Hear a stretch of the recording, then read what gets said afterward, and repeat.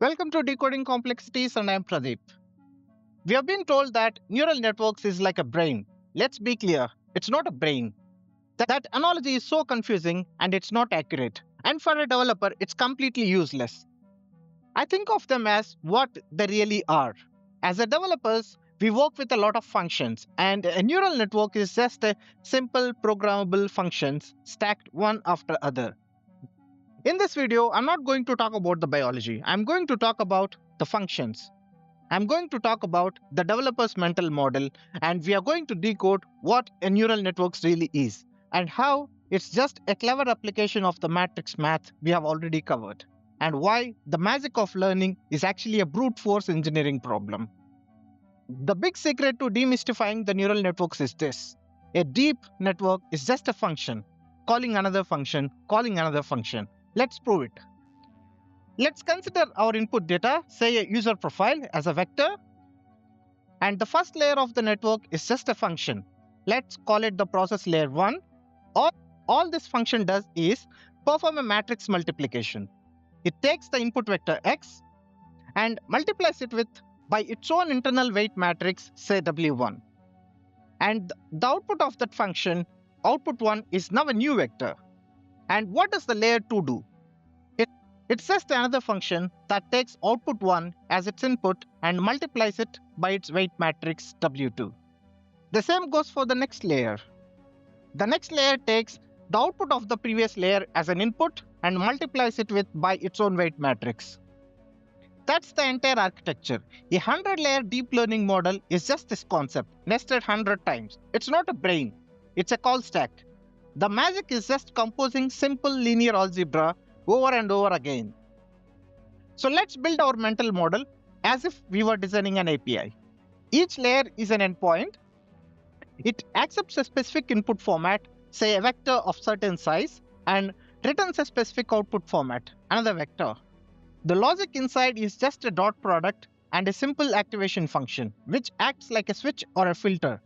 Here is a simple Python program to calculate the dot product of a vector and weights and add some bias to it. So, where do the weights and biases come from? Think of them as the config.json for your API. They are just the numbers that configure the behavior of each layer's function. And how about training? Training a network is just a massive brute force optimization problem. We start with random config values, or say weights, and we pass the data through and check how wrong the final output is, and then use an algorithm like backpropagation to get a hint. Should I modify the numbers in my configs up or down?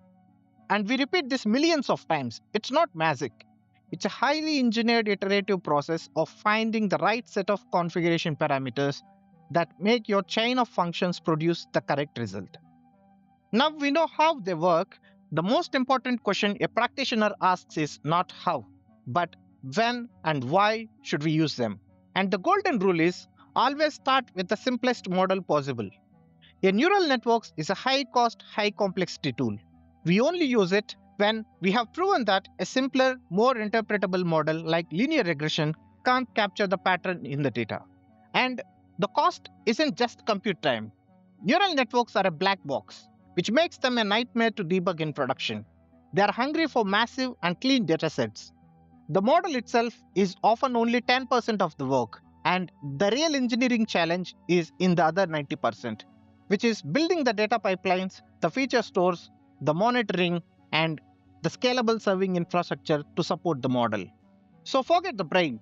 A neural network is a chain of functions configured by weights and optimized through training.